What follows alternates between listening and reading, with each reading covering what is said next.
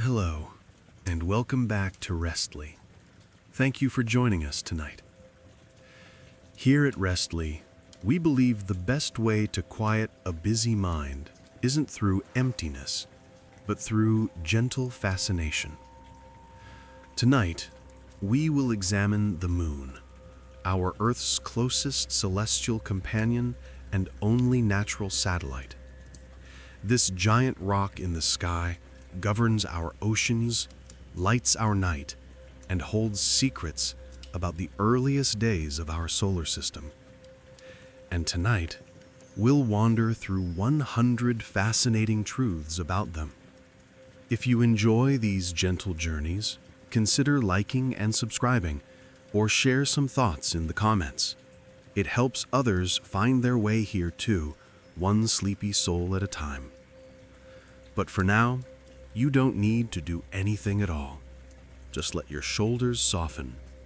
Let your breathing fall into its own rhythm.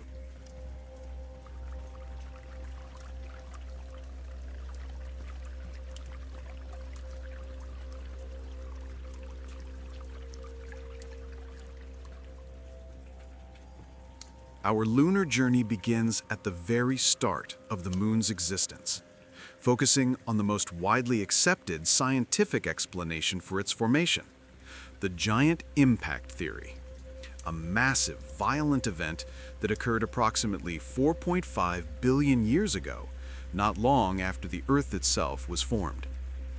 This theory posits that a planet-sized body, often hypothesized to be about the size of the planet Mars, slammed violently into the early forming Earth, a collision of immense energy that completely reshaped our planet.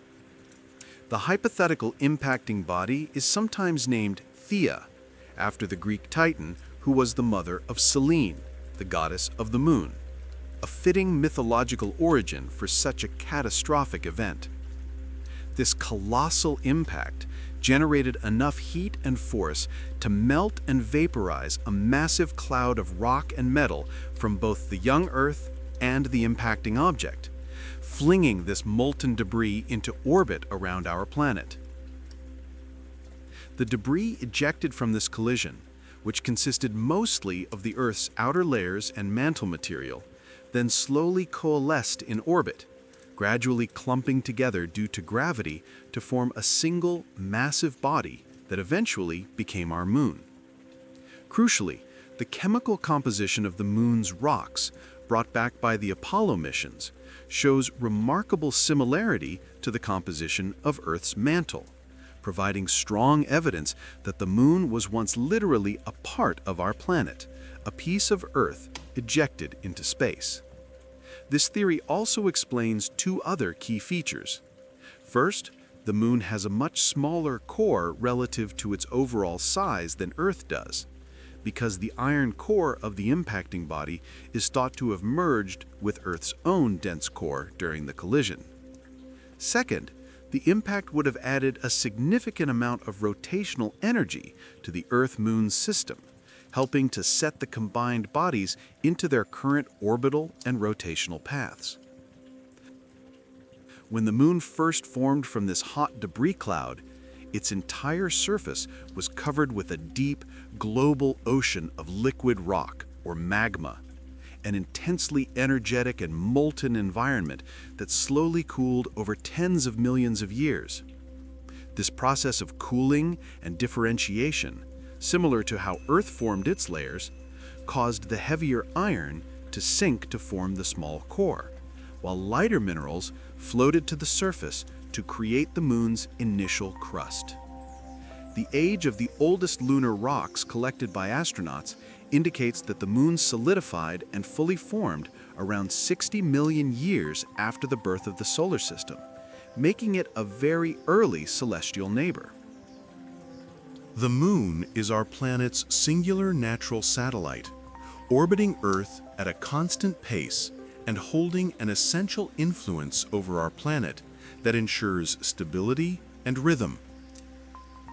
The average distance between the center of the Earth and the center of the Moon is approximately 384,400 kilometers, or about 238,855 miles, a distance that is roughly 30 times the width of the Earth itself, leaving plenty of empty space between the two bodies.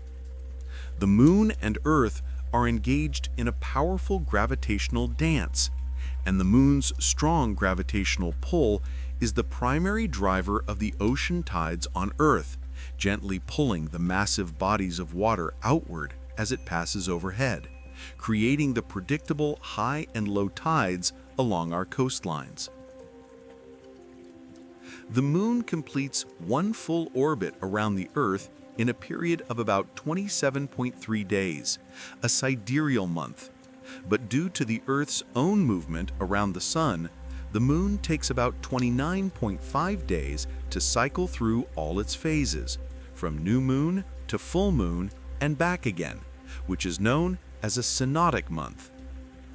A crucial consequence of this gravitational interaction is synchronous rotation, or tidal locking, a phenomenon where the Moon rotates on its axis at the exact same rate that it revolves around Earth, meaning the same hemisphere of the Moon always faces the Earth. We never see the far side of the Moon from our vantage point. While the Moon keeps one side facing us, the Moon is not perfectly still in its orbit. A slight wobble, called libration, allows observers on Earth to actually view about 59% of the Moon's total surface area over time, subtly peaking around the edges of the far side. The Moon's gravitational influence is so profound that it not only affects the water on Earth, but it also causes a measurable tide of solid rock to rise and fall in the Earth's crust, a gentle, unseen movement of the solid surface by several centimeters with each passing lunar tide. A subtle but continuous change is occurring in the distance between the two bodies. The Moon is slowly but surely drifting away from the Earth by an average distance of about 3.8 centimeters, or about 1.5 inches every year, a measurable effect caused by the friction of the tides. This constant slow increase in distance also means that Earth's rotation is gradually slowing down, making our days infinitesimally longer over astronomical timescales, demonstrating that the Moon is an active shaper of our planet's rhythm. The hemisphere of the Moon that we never see from Earth is known as the far side, a term that is often confused with the dark side, a common but misleading misconception because both sides of the Moon receive equal amounts of sunlight over the course of the lunar month. The far side of the Moon is illuminated by the Sun during the time when we see a new moon on Earth, while the side facing us is completely dark, proving that the far side is only dark when viewed from Earth, but is constantly bathed in sunlight during its own lunar day. The far side of the Moon is visually and geologically distinct from the near side, showing a surface that is much more heavily cratered and possesses far fewer of the large, smooth, dark plains that characterize the side facing Earth. These large, smooth, dark areas on the near side are called maria, Latin for seas, because early astronomers mistakenly believed they were vast bodies of water, but they are actually immense basaltic plains formed by ancient volcanic activity. The far side, by contrast, has a thicker crust, which scientists believe prevented the molten lava from flowing up through the cracks to fill the impact basins, resulting in the preservation of countless impact craters and creating the brighter, rugged lunar highlands that dominate that side. The first time the far side of the Moon was ever photographed was by the Soviet Luna 3 spacecraft in 1959, offering humanity its first glimpse of the unseen hemisphere and revealing its distinct cratered terrain. The term dark side of the Moon has entered popular culture and literature to represent the hidden, unknown, or mysterious aspects of the world, but from a purely astronomical and geological perspective, it is a scientifically inaccurate term. The temperature difference between between the side facing the sun and the side facing away is extreme. The sunny side can reach a scorching 110 degrees Celsius or 230 degrees Fahrenheit, while the dark night side plummets to a freezing minus 180 degrees Celsius or minus 292 degrees Fahrenheit. The side of the moon facing the Earth looks brighter, primarily because it is dominated by the dark Maria, which are areas of dark basaltic rock. But compared to the night sky, its overall reflectance, or albedo, is actually quite low, similar to that of worn asphalt, making it much darker than it appears. The surface of the moon is a solid rocky world that has been heavily shaped by impacts from asteroids, meteorites, and comets, leaving behind a timeless landscape of craters, mountains, and dust. The entire lunar surface is covered in a layer of fine, powdery dust known as regolith, which is essentially pulverized rock and glass created over billions of years by the constant, continuous bombardment of micrometeorites smashing into the crust. This regolith is highly abrasive and clings to everything, famously causing problems for the Apollo astronauts and equipment. The surface is characterized by the light-colored, heavily pocked lunar highlands, or terra, and the darker, smoother lower-lying plains known as the Maria. The Maria, or dark seas, are vast plains of basaltic rock that were formed by massive lava flows that filled enormous impact basins between 3 billion and 3.8 billion years ago, representing a period when the moon was volcanically active. The largest and oldest craters on the moon are found primarily in the highlands, with some basins reaching diameters of up to 200 kilometers, or about 124 miles, serving as giant, ancient records of the early solar system's heavy bombardment period. Scientists have determined the moon's composition by analyzing the 382 kilograms, or 842 pounds of lunar rock and soil samples brought back by the various Apollo missions between 1969 and 1972.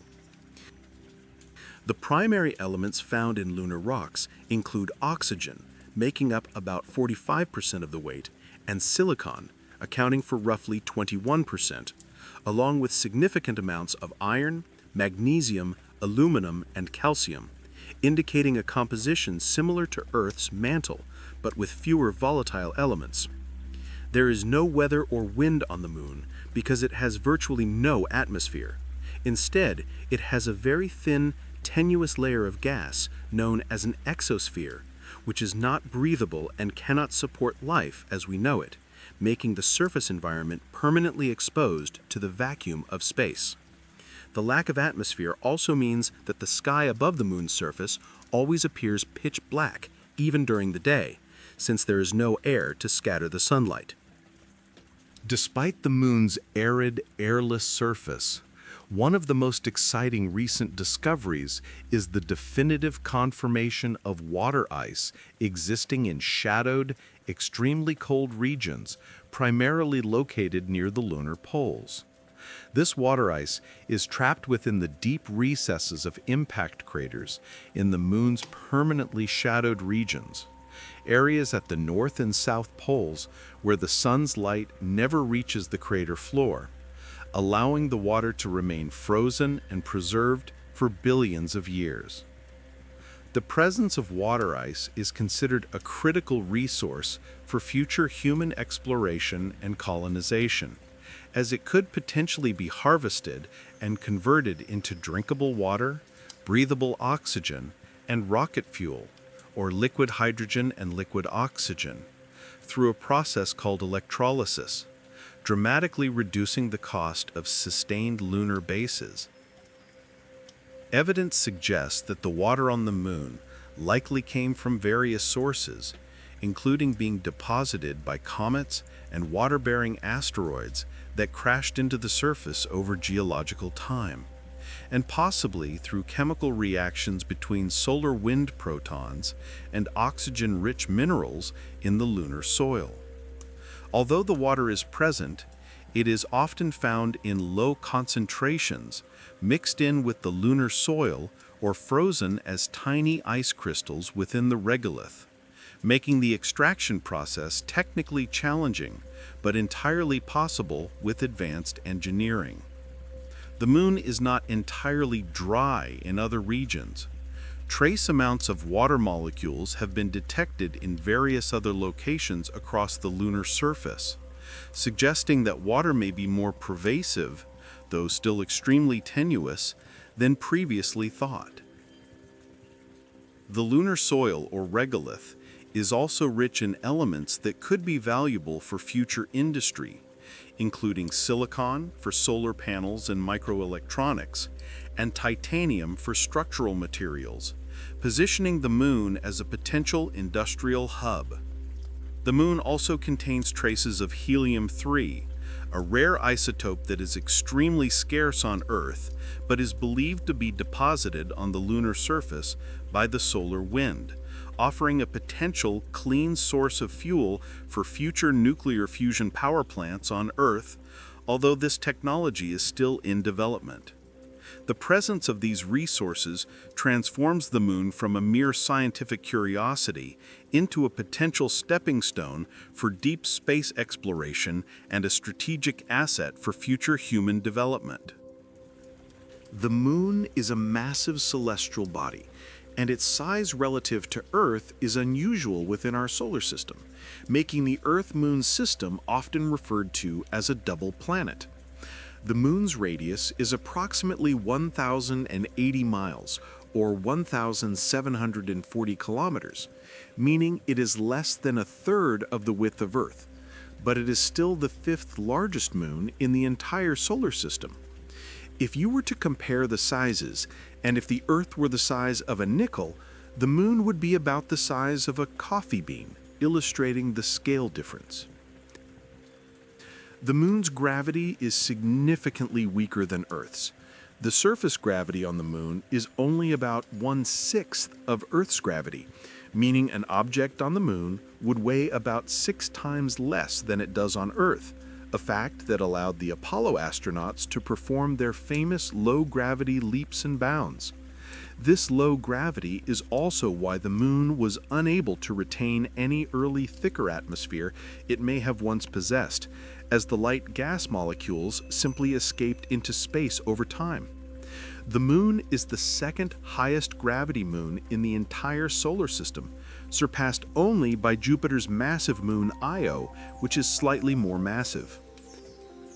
The footprints left by the Apollo astronauts on the lunar surface remain perfectly preserved today because of the moon's complete lack of atmosphere, weather, or wind to disturb the fine regolith, meaning the history of human exploration is etched permanently into the dusty surface. The moon is much quieter than Earth. It has no weather, no oceans, and no tectonic plates in constant motion, contributing to the feeling of profound stillness that pervades the lunar surface. The only seismic activity that occurs on the moon are moonquakes, which are much weaker than earthquakes and are primarily caused by the gravitational influence of the Earth stressing the lunar crust. And these quakes can sometimes last up to half an hour, a much longer duration than quakes on Earth.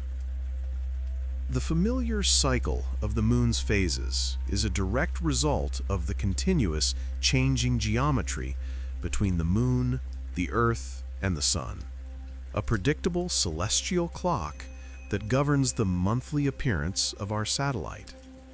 The phases we observe are simply the varying amounts of the moon's sunlit surface that are visible to us from Earth as the moon completes its orbit.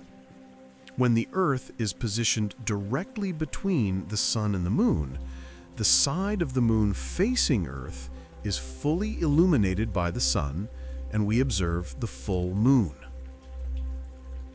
Conversely, when the moon is positioned directly between the Earth and the sun, the illuminated side faces away from us, and we see the new moon, which appears completely dark or invisible in the night sky. The moon is said to be waxing, when the illuminated portion appears to increase in size until it reaches a full moon, and it is said to be waning when the illuminated portion appears to decrease in size, leading back toward the new moon. The moon's orbital plane is slightly tilted by about 5 degrees relative to Earth's orbital plane around the sun, a small angle that is crucial because it ensures that solar and lunar eclipses do not happen every single month. A solar eclipse occurs when the moon passes directly between the sun and the Earth, momentarily blocking the sun's light and casting a shadow onto Earth, a phenomenon that is only possible because the moon is about 400 times smaller than the sun, but is also 400 times closer to Earth, making them appear exactly the same size in the sky. A lunar eclipse occurs when the Earth passes directly between the sun and the moon, casting the Earth's shadow onto the moon and causing the moon to take on a reddish hue, often called a blood moon, due to sunlight filtering through Earth's atmosphere. This precise, continuous, and predictable celestial mechanics ensures that the moon remains a reliable marker of time and season, a source of gentle light and shadow in the night. The moon, like Earth, is a differentiated terrestrial body, meaning its internal structure is divided into distinct layers: a core, a mantle, and a crust, providing evidence of a complex molten history.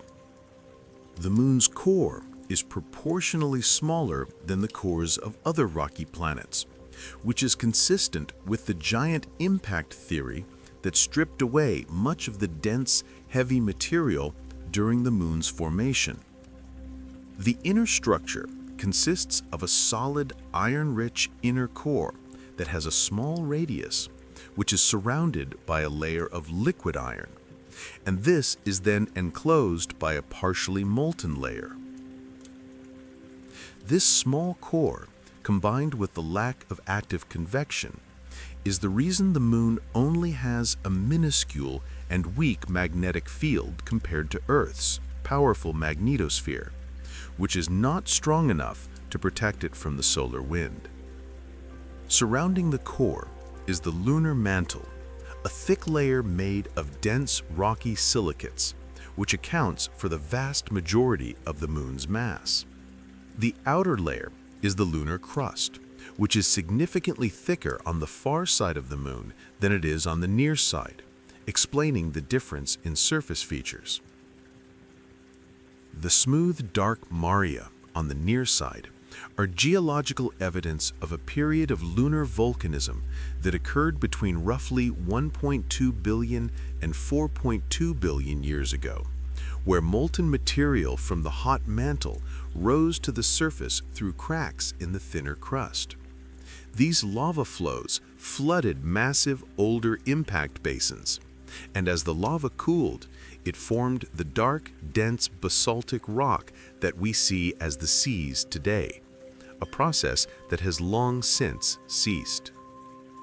Since the end of this volcanic period, the moon has been geologically rather dead, meaning its surface has remained largely unchanged for billions of years, which is why the ancient impact craters are still so clear and perfectly preserved. The moon holds the unique distinction of being the only celestial body beyond Earth, so far, that has ever been visited by human beings, a testament to the scientific ambition of the Apollo missions. The first human landing on the moon occurred on July 20th, 1969, when the Apollo 11 mission successfully landed the lunar module Eagle in the Sea of Tranquility, marking one of humanity's greatest achievements. The astronauts of the 6 successful Apollo missions that landed on the moon between 1969 and 1972 brought back a total of 382 kilograms or 842 pounds of lunar rocks and soil, which remain invaluable objects of study today, teaching us about the Moon's formation and history. The Moon is one of the most explored objects in the solar system, with more than 105 robotic spacecraft launched to study its surface, orbit, and resources by various countries and space agencies around the world, making it a continuous focus of international scientific effort. The American flag planted by the Apollo astronauts remains standing on the lunar surface, although, due to constant exposure to solar radiation and the vacuum of space, it is likely now completely bleached white and highly fragile. The Moon is also the only celestial body on which golf has ever been played. During the Apollo 14 mission, astronaut Alan Shepard famously hit 2 golf balls with a makeshift club, demonstrating the effects of low gravity.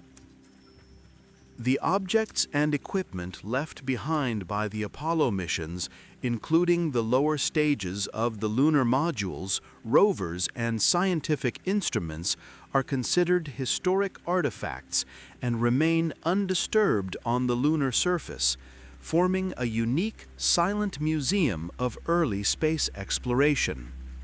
Among the instruments left behind are retroreflectors, special mirrors that allow scientists on Earth to shoot lasers at the Moon and precisely measure the distance between the Earth and Moon to the accuracy of a few centimeters, a technique that helps track the Moon's slow drift away from us.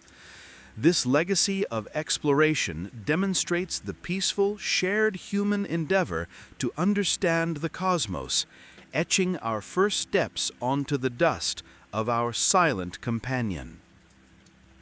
Our final thoughts drift across the lunar surface, contemplating the quiet details that define its strange beauty and its role in our future. The Moon's surface dust, or regolith, is often described as smelling faintly like spent gunpowder or an ash heap, a distinct, acrid odor that astronauts noticed when they brought the particles back into the lunar module cabins. The Moon is sometimes credited with the origin of the saying, "once in a blue moon," a phrase meaning a rare event, which actually refers to the rare phenomenon of seeing a second full moon within the same calendar month, a periodic celestial occurrence. The visible man-in-the-moon pattern that humans perceive is formed entirely by the patches of the darker Maria basalt plains juxtaposed against the brighter lunar highlands, anorthosite crust, an entirely random geological pattern that is interpreted by the human brain as a face or image. The gravitational influence of the Moon is so strong that it is even thought to have played a role in stabilizing the tilt of Earth's axis, preventing extreme and chaotic climatic changes over billions of years, ensuring that Earth's seasons remain moderate enough for life to flourish. Without the Moon, the Earth's tilt would wobble far more dramatically, making our planet a much less stable home. Future exploration focuses on the Moon as a staging point for missions deeper into the solar system, utilizing its lower gravity to launch spacecraft more efficiently than launching from Earth's deep gravity well. The Moon itself has no moons orbiting it, as its low gravity makes it incapable of permanently capturing another natural satellite. Although the Moon looks bright compared to the night sky, its surface is actually a dark, rocky gray, and it only appears luminous because it perfectly reflects the intense, direct light of the sun. This quiet, massive reflector, our constant companion, continues its slow, rhythmic orbit, a perfect, steady presence that will remain in our sky for billions of years to come.